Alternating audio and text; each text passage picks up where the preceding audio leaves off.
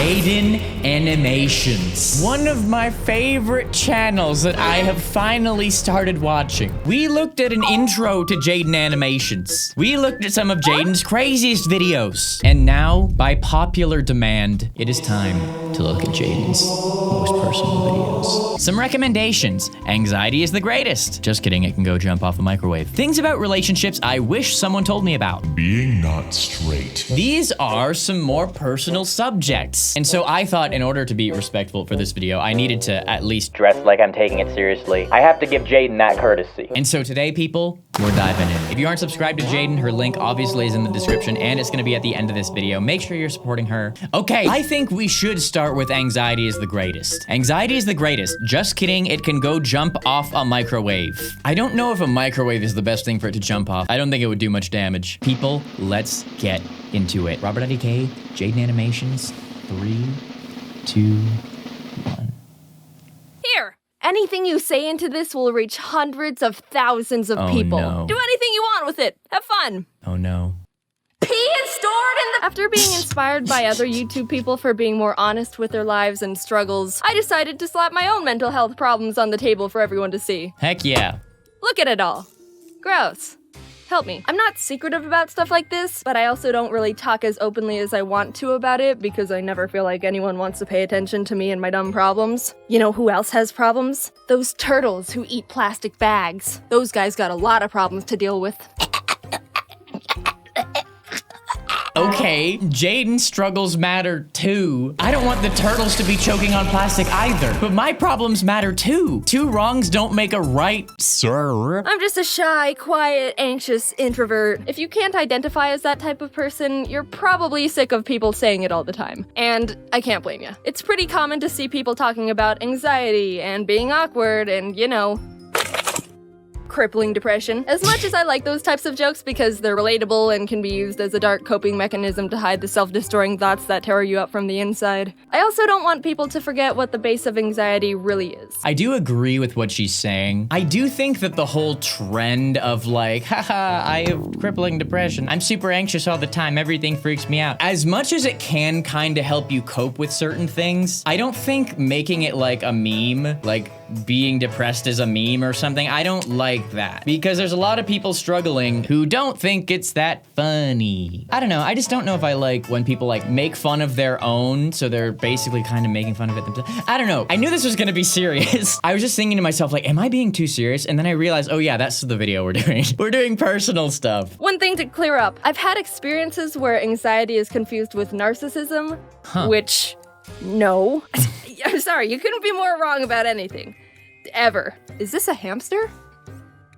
Still not as wrong as that guy. Narcissism is when you're overly full of yourself and cocky and think everyone loves you. Anxiety is related to an unbalance in your mind about your ability to cope with things, which creates an intense amount of stress and worry. Right. Yay! There's a lot of different forms anxiety can come in, and for me, I'm struggling with social anxiety, which means I hate myself and think everyone hates me too. Woo! Woo! Ha! Ugh. Social anxiety. When someone tells me social anxiety, I think people who are afraid of social situations, right? Isn't that typically what people refer to when they say social anxiety? I don't think I have social anxiety. I definitely have anxiety about a lot of things, and we'll get to that as the video goes on. I can relate to not always being good at loving yourself, like what Jaiden just described, but I don't know, I never would have said social anxiety. There's an old Greek myth about this dude Narcissus who falls in love with his own reflection and dies alone staring at it. If he had a brother social anxietus, that guy would probably have a panic attack at the thought of people looking at him, internally die at the sight of his reflection, and then blame himself for dying. I've seen people misunderstand anxiety like, oh, do you think everyone's looking at you all the time? Get over yourself, would ya? When it's actually, I've never heard oh no, I don't think everyone is looking at me because I'm great. I think they're severely judging me because they secretly think I'm more worthless than a dead clam. Even though I have no proof that's what they're thinking, and they've treated me very nicely ever since I met them. Aww. I I just have a hunch. That exact like train of thinking is why a lot of people are afraid to go to the gym. A lot of people who aren't really in shape are afraid to go to the gym for the first time because they think that all the people at the gym are going to stare at them. I've heard this from so many people who I have tried to encourage to start going to the gym. They always feel like they're gonna get stared at because, I mean, I guess they aren't used to the environment at this point, so it's an uncomfortable situation. And it's like a vulnerable position in a sense. But as someone who has lifted weights and worked out in gyms for over 10 years, I can tell you, nobody really cares. Facts. They are thinking the exact same thing as you. They think you and everyone else are looking at them. You think everyone else is looking at you. Everyone else thinks everyone else is looking at them. So if you're someone who's in that situation, please don't be afraid to do things like that because things like that are very important to your health and I want you to be happy and feel good and be healthy. Not many things bothered me as a kid. When you're like 7, the biggest things going on in your universe are staying up past 10 p.m. and trying to convince your parents to buy you mechanical pencils. Even though I was blissfully oblivious to a lot of things, I still subconsciously knew there was something different. This weird nervousness followed me everywhere. It wasn't intense 24/7, but for example, say when I had to go to the bathroom, I would feel like people were watching me through the cracks in the doors and little marks in the ceiling, like eyes were always on me. Even though I was old enough to know that wasn't realistic at all, the feeling doesn't just go away, which is almost worse because then you feel like you're going crazy in your own head. But at the time, I just thought everyone had paranoid thoughts. Now that you mention it, I used to be afraid. I didn't use public bathrooms. I did not use public bathrooms unless it was an emergency until like I was like 17. I'm just gonna blow my own mind again at like how unhealthy I was as a kid. But like I was afraid to use public bathrooms. I did have social anxiety regarding that. I don't know if I thought everyone was looking at me, but I knew it was possible and I always hated stalls with like a large crack. But yeah, I guess I can relate to that more than I thought. You're saying you don't ever worry that everyone on the bus hates you because your backpack is too blue? Weird. Pass me that red marker. The constant uneasiness never fully goes away, even though I wasn't really conscious of having it in the first place. Once in my senior year of high school, I was in my English class and we were all discussing something about how men and women are different and sexism and that fun topic. There were a lot of good points brought up and I wanted to contribute, so I raised my hand and almost immediately started shaking. My palms were sweaty, knees weak, arms are heavy. Vomit on my sweater already, Mom spaghetti. Thank you, Jaiden. Thank you for that reference, Jaiden. You're still thinking about the millennials. I appreciate that. My palms were sweaty, knees weak, arms heavy. Vomit on my sweater already, Mom spaghetti. Why? I'm consenting to participation here. No one's holding my hands up against my will. Why do I all of a sudden feel like I want to crawl into a ravine and eat rocks alone in the dark? Jaiden? Well, statements backed up by facts aren't inherently sexist. So, on average, men are generically built stronger than women, which isn't sexist. You mean genetically? Just a general fact. But saying all women are weaker than men is sexist. So, you're not sexist if, you say to a guy, dude, you can't have babies. What am I saying? Who am I? You made some good points, though. You made good points. And I respect the recreation of this horrible moment. While trying to talk, I started shaking more, and my throat closed up, and my eyes were like, here, need some tears? Even though I chose to talk. Why am I like this? I don't understand. And one day, it just came to me, like a mailman slipped a piece of paper under my brain's doorstep. Hello. Oh, I have anxiety. I still don't feel any better about anything. Maybe a bit worse. Can I return this, please? Okay, so I definitely do have social anxiety worse than I would say the average person. As extroverted as I am around the people that I am close with, like my friends, my family, you, if I go into a public situation and I am like greeted by a bunch of people I don't know and stuff, like I'm not good at it. I'm genuinely not good at it. And so that kind of anxiety, like I definitely have it. So, okay, maybe I was wrong about social anxiety. I don't know, it depends. I think I've gotten a lot better with it over the years, but like in terms of putting up the hand, preparing to say something, as soon as I do that, I am like internally shaking, like, why am I doing this? Why am I doing? And it's because like I had something smart to say in like class. Like I had like a good thought to share. So like, why am I freaking out? Well, because I don't know. Because that's just how it be. It do be like that. When I went to college, I was finally on my own, which meant I was thinking on my own. And I realized, wait a second, I'm not happy, and I hate myself. Wow. That's for me. Low self-esteem. Oh, and depression? Eating disorders? All right, what company got a hold of my address? I don't want this junk mail. Take me off the list. Stop! And bada bing, bada boom, the recipe was complete for a sadness cake. That's me. I've known about all of this for a while, and actually, people struggling with mental illness are generally aware of it. A lot of the time, they know something's wrong, but succumbing to the fact that you're not okay is really scary, and you feel even more hopeless. I can relate to that. Growing up, if you have a different brain than the average person, for example, me, I'm not trying to flex here, but if you're watching this right now, you can probably tell my brain's a little different. At this point, as a fully grown adult, I have learned to fully love and appreciate all of my weird traits and my mental health issues that I've had. Because if I didn't have those kinds of things, I wouldn't have my creativity and my enthusiasm and everything that you guys do like about me. That's a very important bit of perspective that people need to have and people need to develop. It's something you need to work on as you grow. But yeah, when you first kind of learn things like this about yourself, like, oh, I'm not normal. Like my brain is worse in that area and that area. Like, yeah, it's not fun. You don't want to really believe it. Like in cartoons when a wife is like, honey, I think we're lost. Let's get directions. I don't need no directions. I know where I'm going. The kids are hungry, Ronald, and we should have been at the store 3 days ago. I've got it under control. Darling, you're right. We're lost. I'm hopeless. Oh, There's I science get it. to back up that if you frame it as I am depressed instead of I have depression, then you're more likely to stay depressed. Realizing you're struggling is hard, and when you come face to face with the realization that you're not okay, you feel even more lost than ever. Like, how the frick am I supposed to get off this island? Also, how did I get here? Why did no one prepare me for this? Was there an emergency island escape class I missed or something? Some floaties would be nice.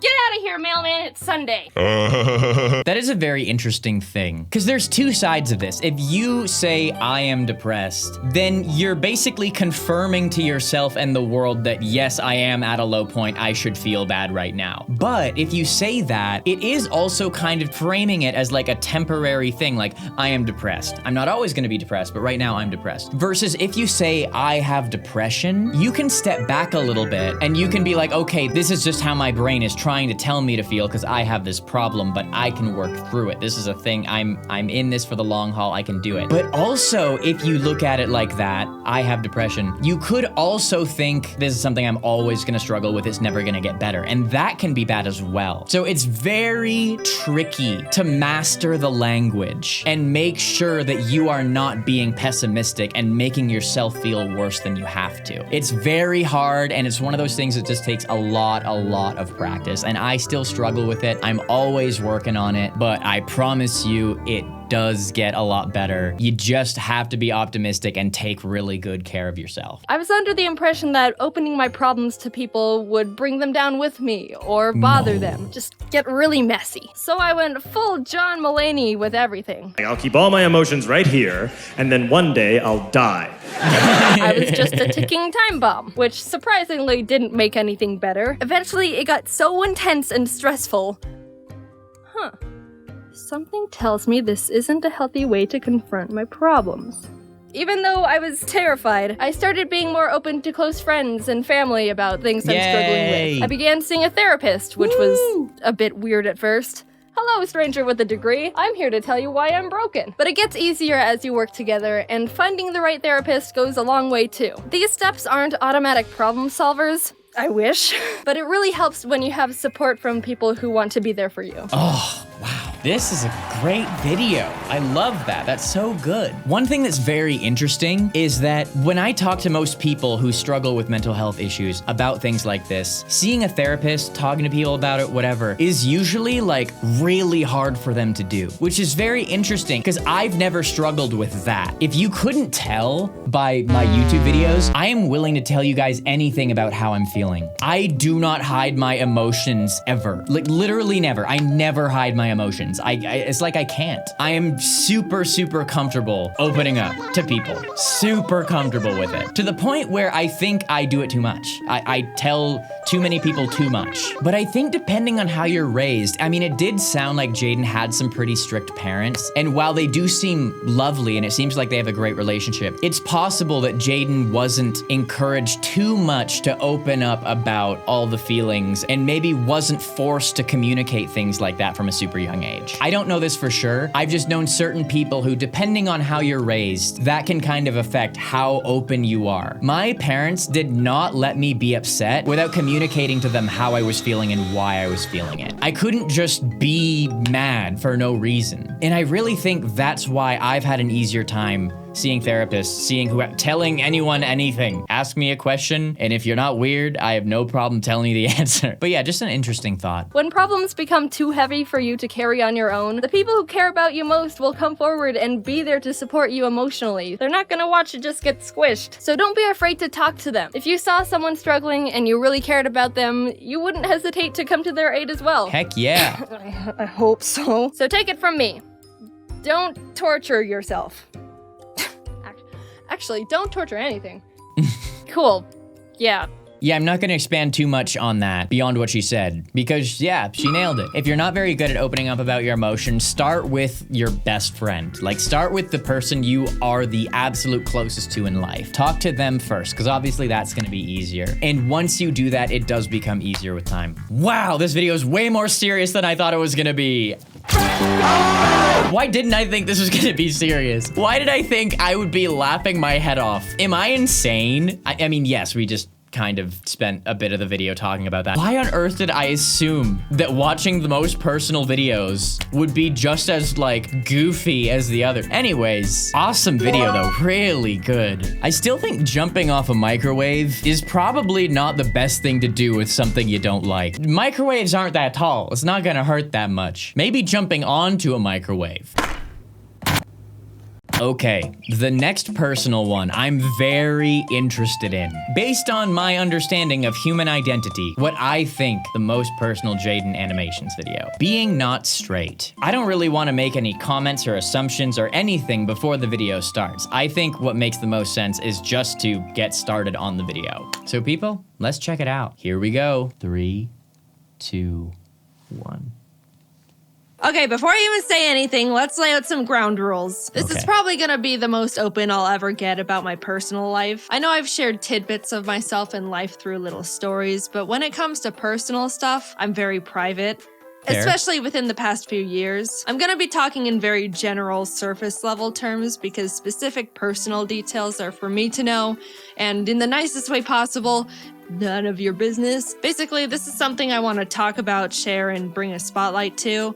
But at the same time, you get the Cliff Notes version. So no trying to assume or guess anything beyond what I'm sharing within this video. At the end of the day, we're all just strangers refusing to listen to the stranger danger rule. Okay, very good ground rules. Yeah, that is totally cool. And I do think this is something that a lot of YouTubers do struggle with. Because of the personal relationship between YouTuber and audience, I get comments assuming things about me and assuming things about my personal life. And it's like on a similar topic. But like, no, I decide what I share. I decide how much of my personal life I share, which is a lot to be fair. But that's one thing you just need to accept as a viewer of a person or a fan of a person or whatever, is like, it is not cool to pry deeper into a person's life that they don't want you to know about or they have not chosen to share with you. Like, if a YouTuber hasn't told you their romantic interests, it is not your position to pester them and try to ask questions. I've gotten some really weird messages over the years, so I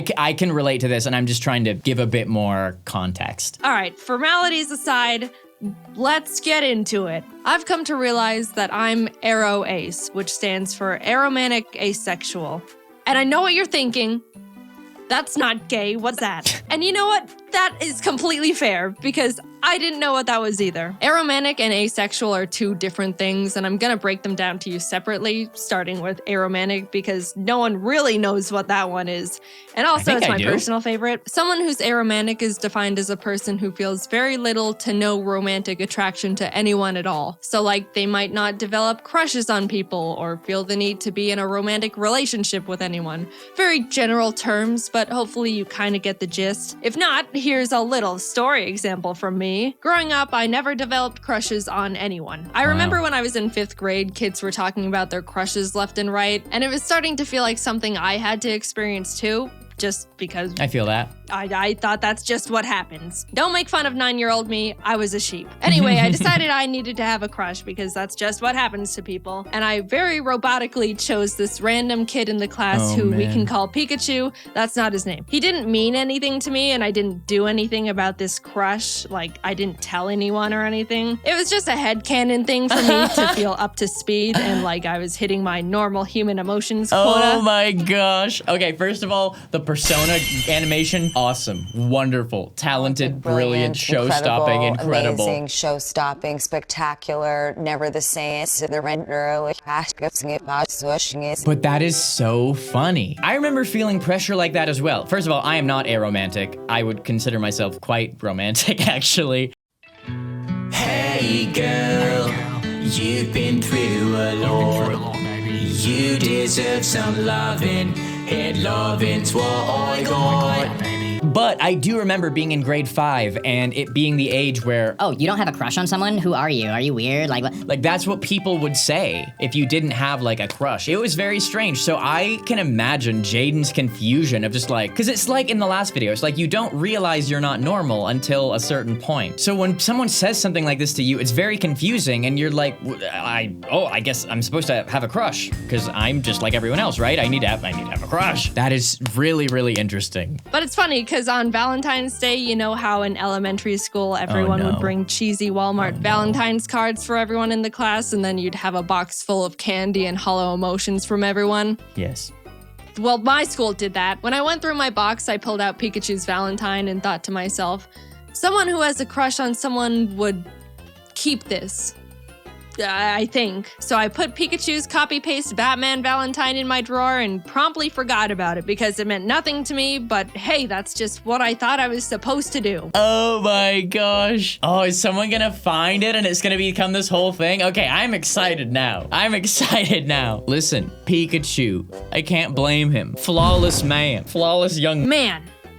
I'm so good at this. Then like a year or so later when my mom was going through my room, she pulled out the card and was like, why do you have this? And I was like, honestly, I have no idea. Years passed, I entered junior high and thought to myself, all right, this is the time where people start developing crushes and then do something about it. Like get into relationships or something. So I was like preparing to be interested in people. On the first day of school, I scoped out the room to see if there was anyone that I thought looked like someone I could develop a crush on. And this was when classes started being divided up into periods. So there were like 6 batches of people I sifted through. But no one caught my eye. And I thought, man, unlucky. Went through the whole school year, next year rolled around, classes changed, I did the same potentials crush scoping again, and the same thing happened. I wasn't drawn to anyone at all. Wow, that's so interesting. Jaiden, this like unlocks a whole other level of interesting to you. I wonder how many unknowingly aromantic young people watched this video and like something clicked in their head of like, oh my gosh, that could be me. Like, I bet this video helped out a lot of people. Listen, if you can relate to Jaiden, if you are someone who is aromantic and sometimes feels like weird for like not belonging or like feeling like something is wrong, I know that being different feels weird a lot of the time, but you do get to have an experience that no one else, most other people don't get to have. You get to have a very unique experience in life, and that on its own is cool. To any of my aromantic homies watching this video, you're cool. And if you want to make friends with people of all genders, it's way easier. I feel like if I had an aromantic friend, regardless of the gender, I would be like, sweet, never have to worry about any other feelings beyond friendship. But yeah, this is really cool so far. Let's keep going. And the same thing happened. I wasn't drawn to anyone at all. Man, unlucky again. Every year I thought something would change, especially going into high school when people started actually hitting puberty and were getting conventionally attractive. But my entire school life, grades kindergarten to senior year, which I'm pretty sure is like 13 years, I wasn't interested in a single person throughout any of it. And what's funny was I was thinking, man, what's the deal? Why is no one attractive? And I went to a big high school. There were like 3,500 students there. Surely I am not the outlier in this formula. Why are none of you attractive? By the time I was going to college, I really felt like I had to find someone. It felt like I was falling behind the curve, or if I was gonna find someone, it was gonna have to happen now. I made a lot of new friends, and that's when I thought I developed my first genuine crush. Long story short, in hindsight, no, it wasn't a crush and I was just wrong. I just met someone who I thought was cool and funny and had a really strong desire to be close to them. But looking back, knowing what I do now, it wasn't in a romantic way. I realized I can get very excited and tunnel vision on people I think are really cool or interesting and kind of obsess over getting to know them or just want to spend a lot of time with them. But whenever I got into those tunnel vision moments, if I sat down and asked myself if I actually wanted to be in a relationship with them and hold hands or cuddle or kiss, the answer was not really, but if they wanted to, I could go along with it, which I do not think is right. Oh man, that's so interesting. I do really hope that she continues this story because I want to know if that person that she was talking about was not aromantic and had romantic feelings and then things became weird. Because I know that's obviously a big struggle. That's a big struggle for aromantic people because I do have some friends who are aromantic. It's like an aromantic woman and she becomes friends with a guy that she thinks is really cool and doesn't have any thought of like, oh, this could be weird. I better clarify some things. And the guy is like, oh my gosh, does she like me? I like her, she's awesome, blah, blah, blah. And then it becomes a weird thing where the guy had no idea that the person was aromantic and then awkward situation. In my very old flirting video, which I refuse to rewatch, I think at one point in it, I said something along the lines of, if you're interested in someone but they just want to be friends, I don't understand why some people can't deal with that. And that was primarily because I didn't realize there was an emotional difference between a crush or falling in love and just being really good friends with someone. So, oops, sorry for the bad take, I think. I really just thought having a crush on someone was wanting to be their #1 best friend. Look, I said don't make fun of me. To me, it used to feel like if I was wanting to become friends with someone to that high of a degree, that would be the next step or justify why I wanted to put this much time, effort, and energy into one person. And it didn't feel right or even fair going through all of this with someone and then tell them they're just a friend. I don't know, it just didn't feel like it made sense, even though I really didn't technically see them in a romantic way. I just didn't understand what was going on really, or that there was supposed to be real emotions instead of a logical understanding of steps. And the fact that I was under the assumption that I was supposed to be interested in people in a romantic way didn't help with anything. I always preferred to stay good friends, but never felt like I could have that, and I worried that if I said no, that we would just start drifting apart, which I obviously didn't want either. It's been a very long journey discovering this about myself. Everything I'm saying has all been extremely subconscious and not understood or defined for many years. Wow. Oh my gosh. These are some very real emotions. I know this situation. Like, I have aromantic homies who go through this exact situation and they talk about this struggle. I do really think this video from Jaiden must have helped a lot of people. Because yeah, it wasn't until I was a fully grown adult that I had met some aromantic people. And so for most of my life, I didn't understand it myself. I didn't understand that, yeah, there were people who just didn't feel anything towards anyone. And so things like this, I think are really important. It's really important to learn these kinds of things. And it's hard to learn these things unless someone teaches you. So I think this video is awesome. I even used to think I was bi or pan for the longest time because I would think to myself, well, bi is being interested in both genders. I don't really care for either, but 0 is equal to 0, so I guess I'm bi or pan. I got math involved. If I knew what aromanticism was when I was growing up, things would have been a lot less complicated for me a lot sooner. I think it's mainly because people don't really talk about it or even know what it is or that it's real. Romance and love is the #1 most talked about topic on the planet. Everything I've been taught or learned through society is that love and romance is everywhere. Everyone feels it, and it's gonna happen to you. Just a funny little note, there was a point where I was listening to some generic romance song on the radio, you know, like all of them, and I just suddenly thought to myself, wait, do people actually feel these things towards each other? Like all these mushy lyrics are real emotions. They're cuddle kisses. They're not joking. And that's when I started feeling like something was different. That's amazing. That is so amazing. Oh my gosh. I didn't even think about that part. I didn't think about the fact that like half the songs on the radio, half the songs that you ever hear are about romance to some degree.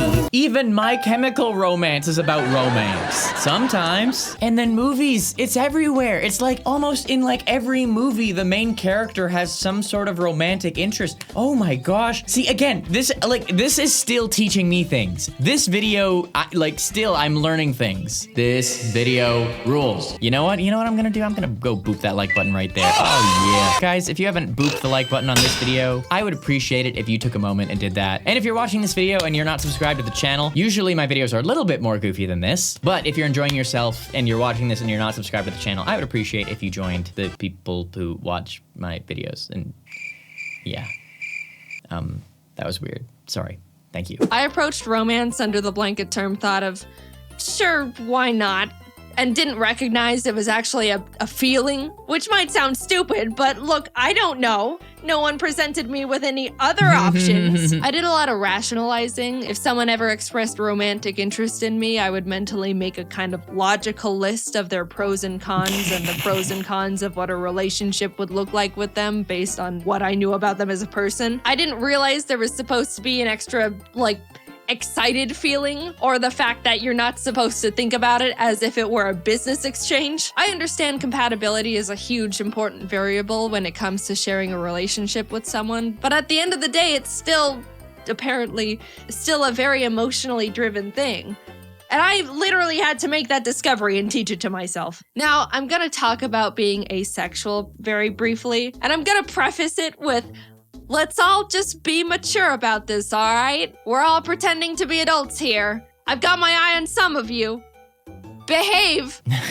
All right, here we go. This is almost, if not equally as important to the first half of the video, so we gotta go for it. Here we go. Okay, this is definitely treading into uncomfortable personal boundary territory for me, but yeah, I do want to share that I'm asexual too, which is defined as someone who feels little to no intimate attraction to anyone.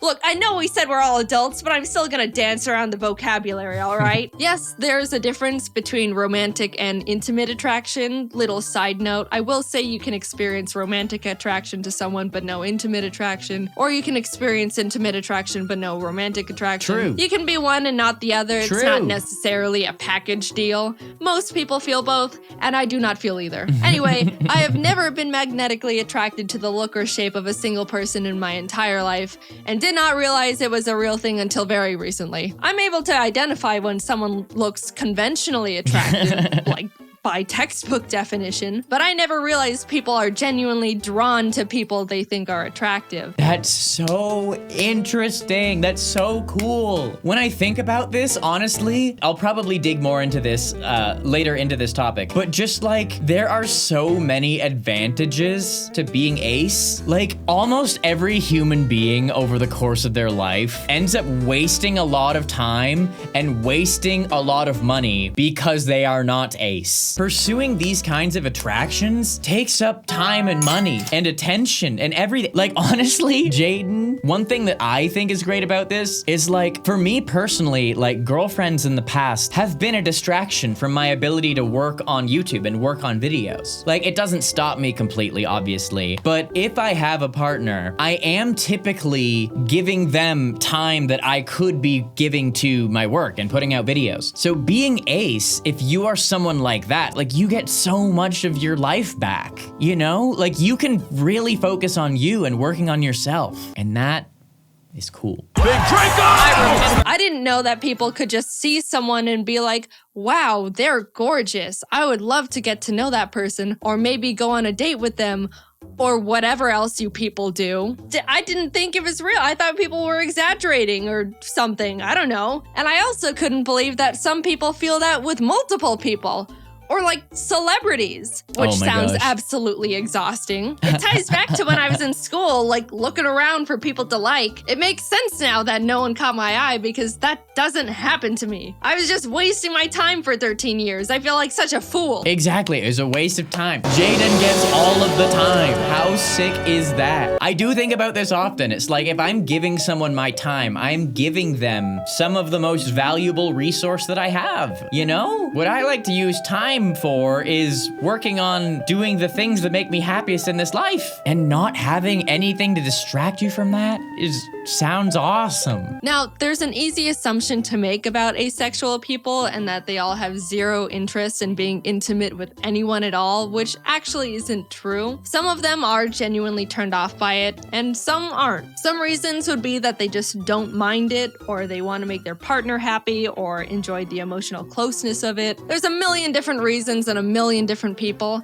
Am I sharing what kind of a people I am? No. And you don't know me personally enough in the slightest to be able to try and parasocially analyze where I stand on that spectrum. I'm just here to say I am this. We are moving on. When I stumbled onto the term aro ace and started realizing I fall into that category, it helped me feel much more confident and sure of myself. I've read a lot about how people say they felt broken or that something was wrong with them.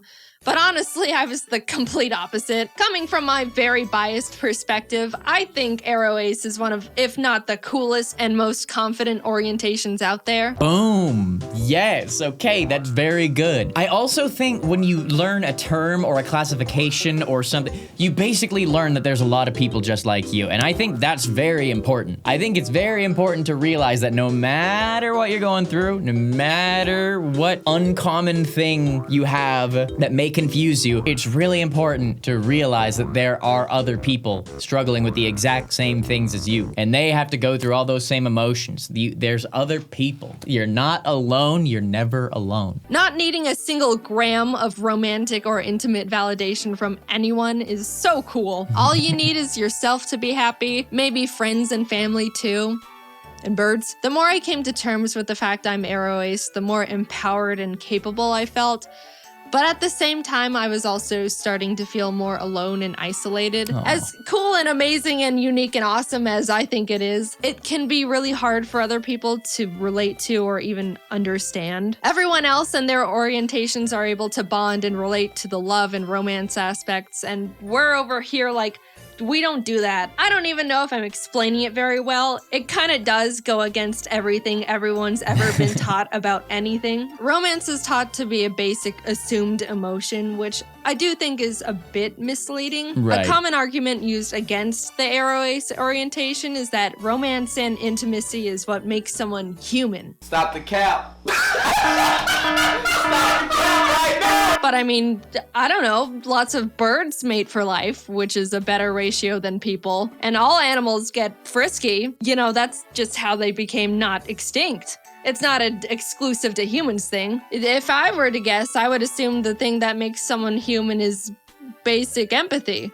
Okay. I thought you were gonna say like being able to speak, but I guess that works too. Yeah, honestly, I can understand some people saying that, some people thinking like romance and intimacy are like what makes you human. But with this kind of knowledge and understanding at hand, it's like, yeah, it's probably A, not true, and B, very insensitive, because there are some very, very human people who don't feel that way. So obviously, that is not what makes you human. Like, I'm not an emotionalist monster. I can still love people. I love my family and my pets, just platonically.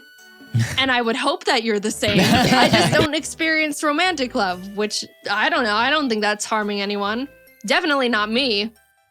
I'm having the time of my life. I don't think you need to be in a relationship to be happy. And if you don't want to be just on your own, I think there's many types of people in relationships that push the boundaries of what a conventional relationship looks like. Telling someone that they need to be in a romantic relationship to be happy and fulfilled is weird. And then when that person says they're not happy, they're told relationships take a lot of work and that's just how it goes. And that's also weird. I agree. I agree. I think that's really weird. Here's something I'm gonna interject with really quickly. It's not related to arrow ace-ness, but that is something that a lot of people get told regardless of what they're into. They're told relationships take a lot of work and that's just how it goes. Relationships are hard. They require work. Not being happy in your relationship, that's just part of it. No, it's not. Yes, challenges arise for sure. That's great. But honestly, there are certain relationships that people get into that they shouldn't stay in. If you aren't happy and you haven't been happy for a long time, I mean, first thing you need to do is you may need to work through some challenges with that person. Maybe you have to do counseling. Maybe you have to change your own perspective. Maybe you are just having a bad time and you need to work on yourself. Maybe start eating healthier, exercising more, and once you feel better, you'll be happier in your relationship. But that's not always the case. I'm gonna get personal here and tell you from my own experience. I had a partner a few years ago who I thought was awesome. It was a partner who I was really close with. It's very rare for me to actually get into a relationship because when I do get into a relationship, I'm like, okay, this is it. I am putting my trust in this person that this could be it forever. And so when I do that, it's a big deal, obviously. And so a few years ago, I did date a person who I thought was awesome and I was super into them. But unlike other relationships that I had been in, this person and I got into arguments a lot. And a lot of the time, they did kind of cause it. Like they would be defensive, they would get angry, they would just react aggressively and say hurtful things to me. And that's not something that I usually have in relationships. Usually I can handle problems very civilly with everyone. So the fact that that wasn't happening in this relationship, that's a big deal. I eventually broke things off with this person because they were verbally abusive to me. This person would get angry at me and say rude things to me and just be negative and rude and mean when certain things would go wrong. And I don't need to be treated like that. I've had other relationships where these kinds of things don't happen. So if it's happening now and I am treating you the same way I would treat anyone else that I care about, this is not a relationship I should be in. So I broke things off with that person. And when I talked to a friend about it, my friend was like, oh dude, that's just part of relationships. Me and my girlfriend fight all the time, but what matters is that we always get through it. Dude, that might not be a good thing. If you are fighting with your partner all the time, you really need to look at your relationship and think about how you're behaving and how much of a match you really are. It can be both people's involvement. It could be one person who's causing the fights or the other person who's causing the fights. So you do need to look at yourself as well. But I just thought to myself, wow, my friend should not be giving me advice on relationships. Yes, relationships can be hard. There are challenges no matter what. Life is challenging and things will come up. But if you are regularly getting into fights with your partner and it's constant work to keep it going, that is a problem and you need to really think about what you're doing. Okay, that may be the deepest thing I have ever said on my channel. Maybe I am uncomfortable. I hope you enjoyed that. Thank you. I also think it's weird that once someone reaches a certain age, people inherently start thinking it's sad they're not in a romantic relationship or assume they're lonely and sad. No one thinks a child is sad and lonely just because they're not in a long-term relationship. I don't know. I don't get it. And I also think I'm rambling. At the end of the day, it's all very complicated to talk about these things, especially because I don't know the feelings I'm supposed to be feeling, let alone talk about. I just know for me, the terms aromantic and asexual are able to articulate things I was subconsciously feeling and thinking before I even realized I was feeling and thinking them. I don't plan on talking about this very much, if at all, ever again. I just want to play my silly little video games, maybe tell a story here or there. But I wanted to bring the orientations to the surface and try to get more representation out there because I thought if I could help more people become more aware of this, then that would be awesome. I was confused for a while and could have used something like this. It's a real thing. You don't have to feel any sort of romance or whatever to be considered a real person. And don't be afraid to look more into aromanticism or asexualism if any of what I said in this video resonated with you to any degree. Like I said, this is all very surface level stuff. They're both much larger spectrums than you'd think, and maybe you fall under some umbrella category with them. I don't know, or not. Either way, this has all been my personal experience with this stuff. Is there more for me to figure out within it? Yeah, I'm pretty sure there is. It can get pretty complicated and confusing. Haha, awesome. Will I be sharing any of that with you? Nope, no way. This is all you get. Hope you can understand even just a little of what I talked about. And if not, that's totally fine. I just hope you can be nice. Yes. Oh, that was so good. That video was incredible. And yeah, I'm sure that this video helped a lot of people. That is so cool. I literally learned things. I learned certain things that I had not thought about before. Oh, this is the best. Jaiden, okay, guys, it's hard to not become a Jaiden fan. For me, it's hard to not become a Jaiden fan at this point. This is super, super cool. I love it. And I think videos like this are super important. I personally haven't really had an avenue where I can talk about really, really personal subjects in a way that's as entertaining as my other videos. I've had videos where I talk about really personal things, but those videos are just personal, serious the whole time. And so I think that's one really cool thing about animation is that you can tackle serious topics like this and it can be fun and valuable and educational. Awesome, awesome, awesome video. Guys, I gotta give it an absolute amazing, amazing. And people, if you wanna keep this going, here is the full playlist of Jaiden Animations reactions that we have done so far. If any of these videos you haven't seen before, check it out and make sure you're caught up. Also, obviously, make sure you check out Jaiden's channel. Her link is right here or it's in the description. She did all the hard work. She's amazing. She deserves all the support in the world. And here's a different video. I don't know if it's one I mentioned or if it's one that YouTube wants you to see. Either way, you got some stuff to watch, homie. I love y'all. Thank you for watching. Peace.